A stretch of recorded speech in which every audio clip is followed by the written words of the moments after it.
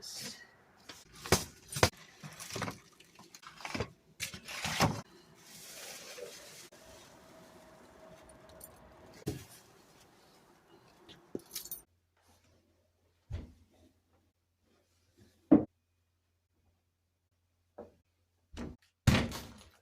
Well, I made it. We're up here in Canada right now, setting up house. I didn't bring the old bookshelves with me because I didn't think they'd survive the move, and I think that was the right decision, but that meant I had to go buy a new bookshelf. So what I'm going to cover in this video is what happened with the move, some things I learned about immigrating to a different country, and I'd like to share those in case you or anybody you know is thinking of doing the same. And then what's happened since the move and what I'm doing next, including what's next for this channel. And then at the very end, I have some important questions I would like to ask you, my viewers. So please stick around until the end of the video so you can give me your thoughts and feedback. This is the weirdest bookshelf assembly I've ever seen. So quick recap. I've owned my business, Garden Up Landscape, for a little over 10 years now. I just sold it in the summer of 2025, in the middle of what would have been my 11th year, and I moved my family to Canada. I've already explained a lot of this, so I'm not going to go into too much detail here in this video, but I'll link my last video right up here, so if you do want to watch the full explanation of why we moved to Canada and all that stuff, check out that link up here. As with pretty much any move, there was a lot of chaos involved, but it really, you know, it could have been a lot worse. Let me just put it that way. As far as moving, like packing the house and all that stuff went, I had quite a few friends turn up and help me and all that, so that was amazing. The worst part of the move really was that my husband was not able to cross the border with us. So we were trying to figure out the immigration website for something like 6 months before our moving date. We were trying to find the right forms that he needed to fill out for 6 months before our moving date, and we just could not figure it out. The Canadian immigration website is a labyrinth of information, one page after another. The home page, there were like 3 to 4 links that might apply to us. So I would click one, and then there would be 3 to 4 more links that might apply to us. So I would pick one, and then there'd be literally every page. There were 3 or 4 links that might apply to our situation, and was guessing at which one I was supposed to pick. It was just this spider web of pages, and half of them led me back to the home page again. And again, I was trying to navigate this and find the right forms, and he was trying to do the same for like 6 months. We could not find it. Apparently, we were supposed to use Google to find the right form rather than using the website or the search feature in the website.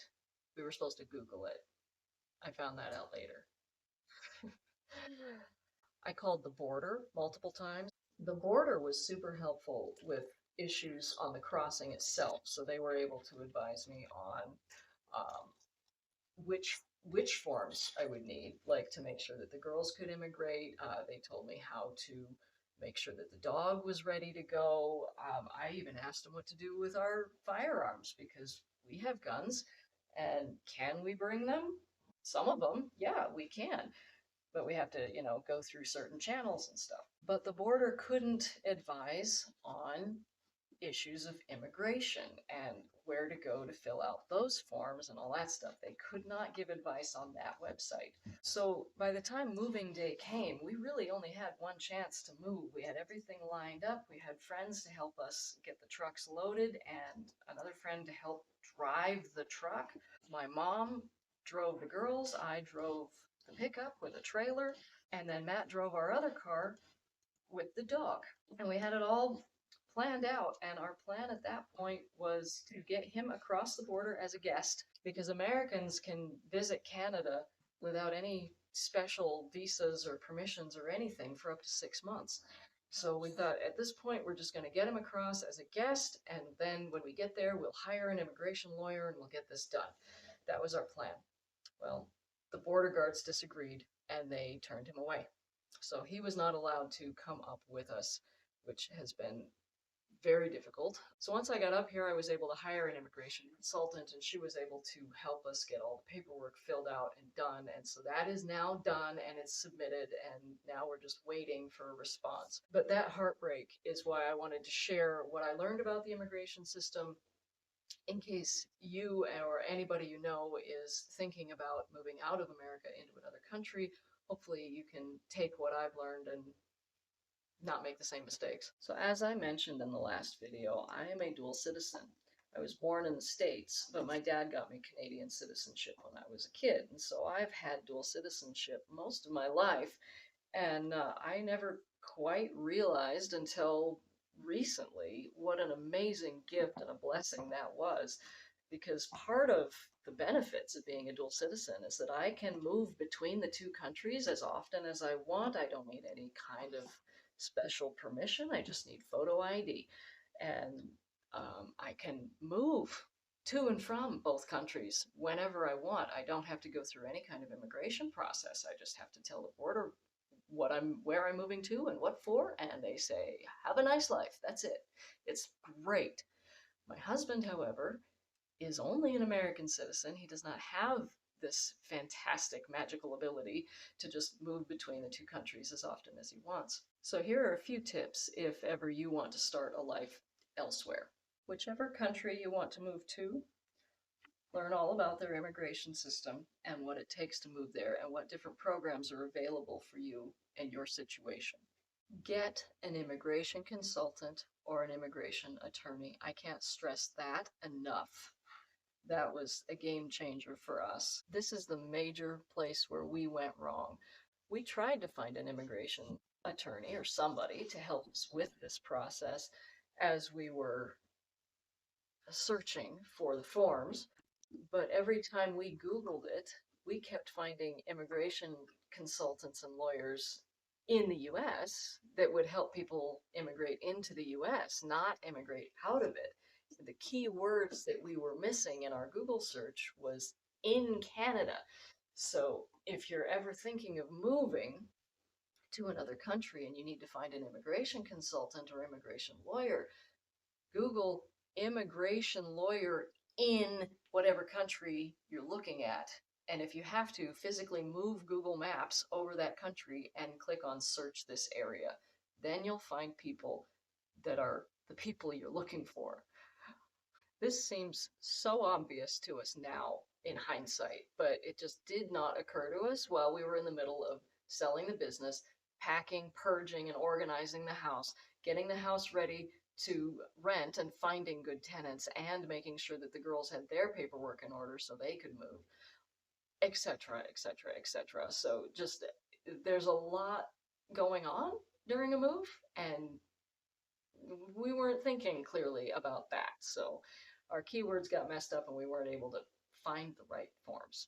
Find out if there's a way to contact the immigration office of the country you are trying to immigrate to. For Canada, there is not, unless you are calling from a Canadian phone. Another thing that seems obvious in hindsight was that I could have asked any of my cousins to call and get the instructions we needed for Matt's application, but I didn't know the questions I needed to ask, so that idea never occurred to me. You'll want to figure out what to do with your stuff. It's obviously, if you're taking it with you, you'll want to figure out what the process is to import all of your stuff.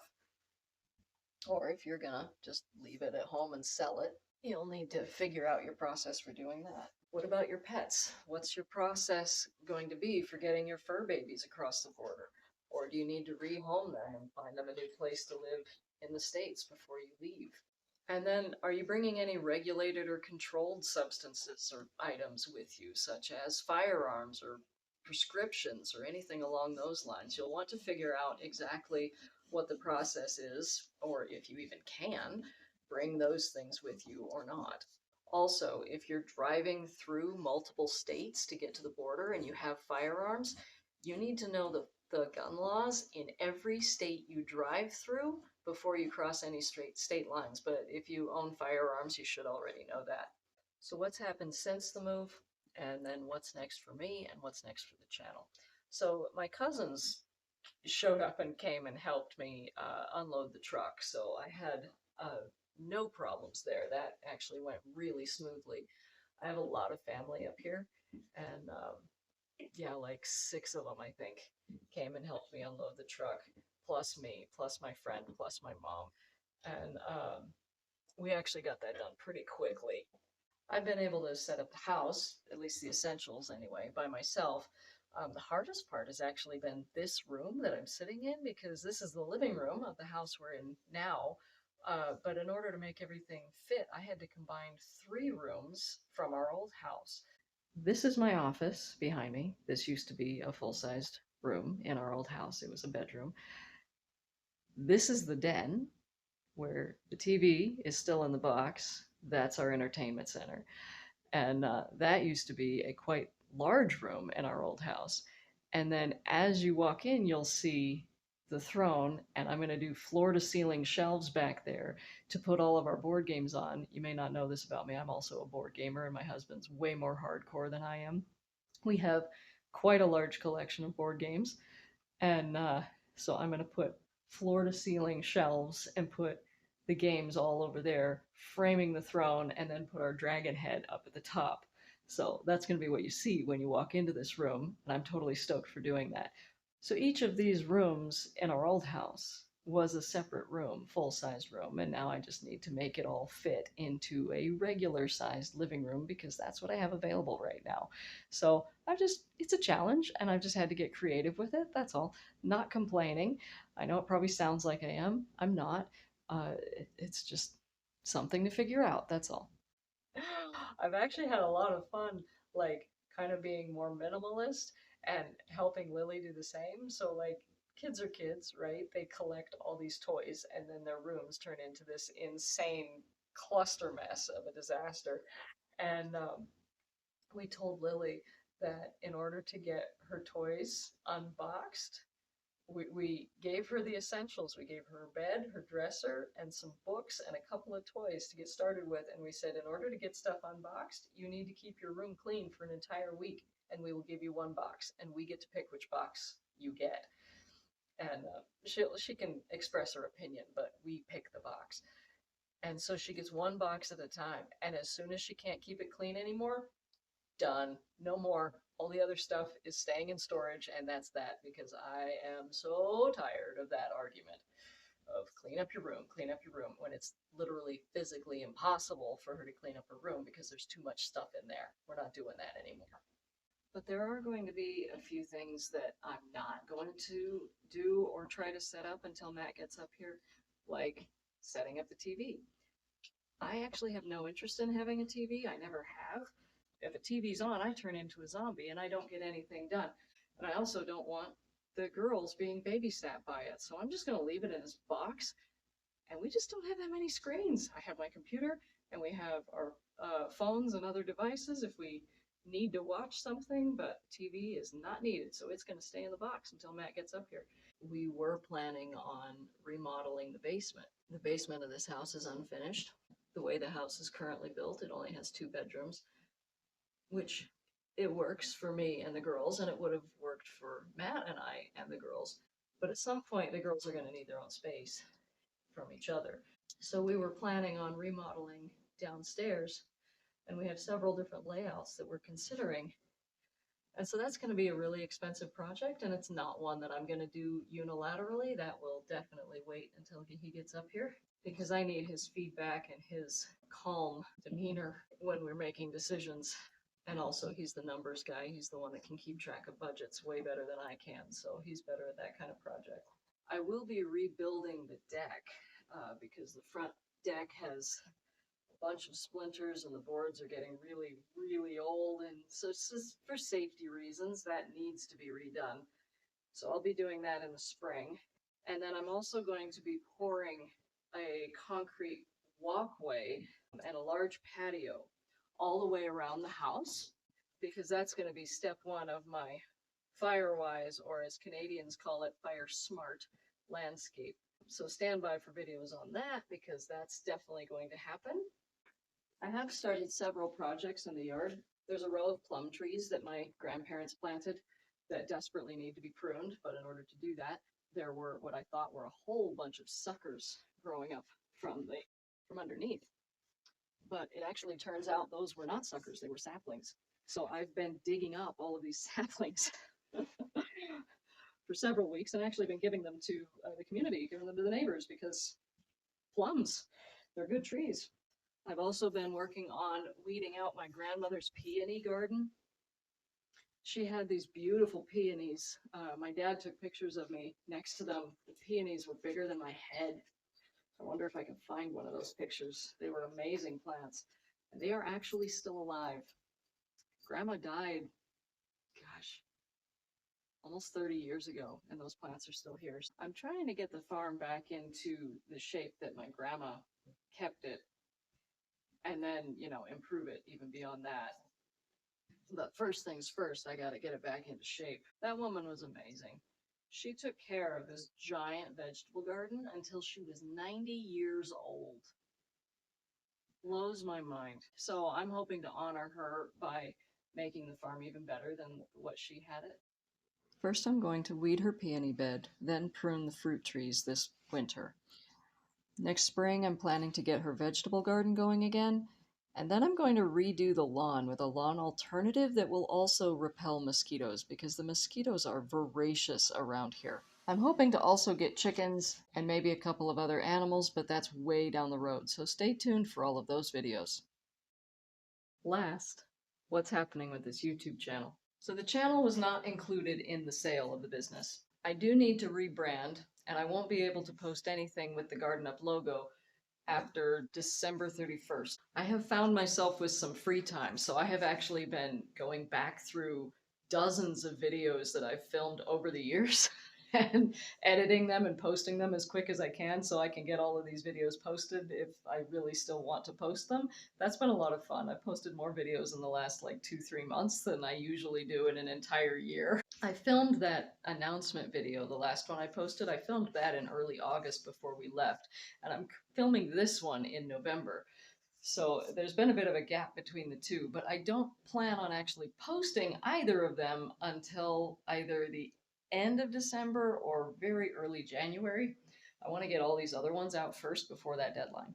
Going forward, I will be posting videos in a new format with my new intro, and I will no longer be wearing my Garden Up shirts. I have a couple dozen videos filmed in this new format that I did before I left, so those will be the first things I post for the next several months. And I've been working on several more since I got up here, so I have content for a while, is my point. But eventually I do have to come to terms with the fact that this channel is not a profitable venture, and without the landscape company to help cash flow it, it's not going to be sustainable for very long. So this is where I need your help. Remember at the beginning of the video I said I have a very important question for you, my viewers. Here it is. I want to know what you enjoy about my channel and my videos, what you come here to watch, and what you want to see more of. Please leave me a comment down below. I really want to hear your opinions. When I look at successful gardening channels, what I often see is vlog style videos of what the YouTuber did in their garden that day. I don't watch them very often, but when I do, it's mostly garden tours or showing off their beautiful plants, like no judgment, they're gorgeous. And I can see the appeal of these videos every once in a while, but I can't imagine posting the same thing over and over again. Some channels post these same types of videos almost every day, but it seems like mostly the same video or the same type of video, or like a video diary. I don't really want to turn my channel into a vlog, but I could have a lot of fun with it if that's what keeps the channel going. I don't know. Again, let me know. Put these in the right direction. I know I picked a difficult niche to get into. Not very many people want to watch educational videos about plants. I get that. Maybe there's a way for me to mix educational videos with vlogging? I'm not sure. I was thinking the other day about just gardening and teaching while I garden. That was something my employees used to love. They would absolutely love it when I showed up at a garden where they were working because they knew they were about to learn something really cool, totally unexpected, unscripted, whatever. I didn't know what I was going to teach them. I didn't even know that I was going to teach them something, but they would almost always learn something cool that they weren't expecting. So maybe videos like that. I don't know. Again, please let me know in the comments below what kind of videos would you like most out of your gardening channel. If I could design my channel in any way and I had like unlimited resources and creativity, I would want my channel to be as scientifically accurate as like SciShow while being as entertaining as Climate Town or Z Frank. No, I have no delusions. I am not that creative or entertaining. But wouldn't that be cool? I feel like I'm going to have to rearrange this a few times before I actually get it dialed in. Of course, I did that with my last bookshelf too, so it makes sense. Okay, so since you've made it this far into the video, I want to treat you to a story of what it's like to live in the mountains of British Columbia. The views are stunning, breathtaking, so beautiful. Every day when I wake up and I look out my window, I am just so grateful that I am here and I get to enjoy this gorgeous scenery. The people here are very friendly and so helpful, and of course, the wildlife is abundant. That includes mosquitoes, but that is really the worst part of living here. We have seen more deer wandering through our backyard in the last month than I've ever seen in one place before. My cousins have been really helpful in getting me ready and prepared for living a rural life, like getting ready for winter, because winter really is a thing here. You have to prepare for it. Just removing the snow from the driveway, you need to have a plan. They told me horror stories about mice moving into their cars. Oh boy, I tried very hard to keep my car clean so that that wouldn't happen. Still happened. So now I'm driving around with mouse traps in my car. Uh, I think I've got all of them for now. But word of advice, if you do have that kind of a problem, the solutions that I've heard so far are Irish Spring soap, which I can't use because I'm allergic to the smell. Peppermint oil, which is my plan, just sprinkle peppermint oil around or put it on some cotton balls. Or the other suggestion I got was use some old baby socks, soak those in peppermint oil, and throw those in the car. I'm just going to sprinkle it like around the floorboards because I want it to be permanent. That's going to smell fantastic. And the other thing I'm going to employ is those sonic, like the sound pest repellers, so that you plug them in and they make a high pitched frequency that humans aren't supposed to be able to hear, but animals can. I can hear them. They give me an instant headache. But in this case, I think it's needed. I'm also going to put some of those in the garage. Last, they told me without any question not to leave trash outside because certain wildlife will totally get into it. So the first bag of trash that we made and I had to take out, I put in the garage. I dutifully took it out to the garage and I put it in there where it should be safe. No, the mice got into it within a week. It was disgusting. It was everywhere. No, not doing that. The second bag of trash we made, I was really busy or in a hurry or something. I threw it out on the porch and I thought I'm going to take it down to the garage later. Well, it never got touched. And so later became several days, then it became a couple of weeks. It was still untouched as opposed to the one in the garage that was being absolutely decimated by mice. And I was going to take a dump run pretty much any day because I'd found some stuff around the property I needed to throw away, and we had a bunch of, just moving debris and stuff that I needed to get rid of. So I was planning on a dump run any day. Any day. I promise any day. Any day was like 2, 3 weeks went by.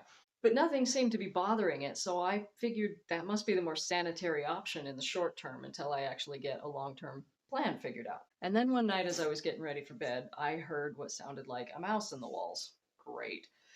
That little scratching noise that you might hear.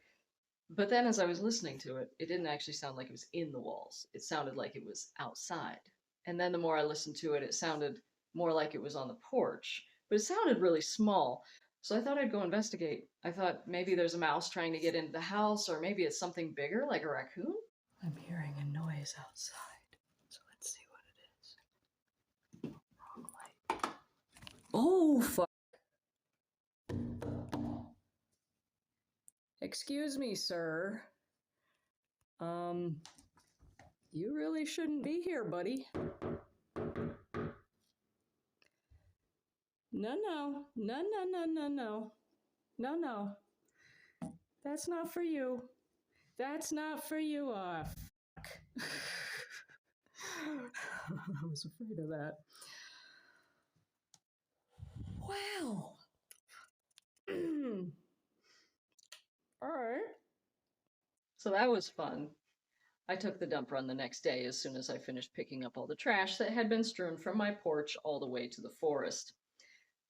I also picked up 3 mouse-proof garbage cans, and they are now in the garage where it all belongs. Why I insist on learning everything the hard way, I am not sure. This one's heavy. This one's one of my favorites. There's my grandma's pictures.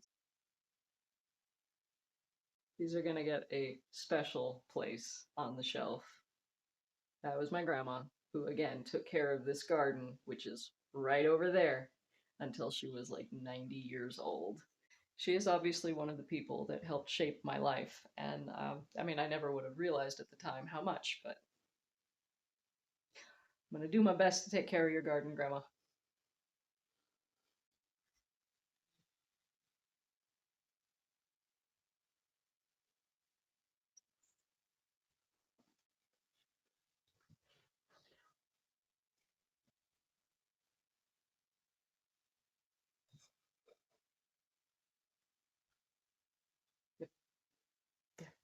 Thank you so much for watching. It really is such an honor to post stuff on YouTube and actually have a few people watch it, especially all the way through the end. So I really appreciate you.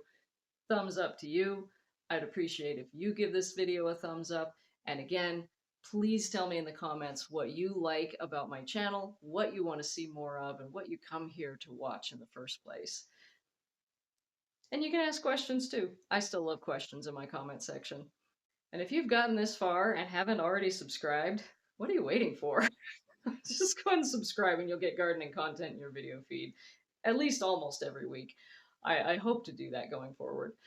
So thanks again, and I'll see you in the garden.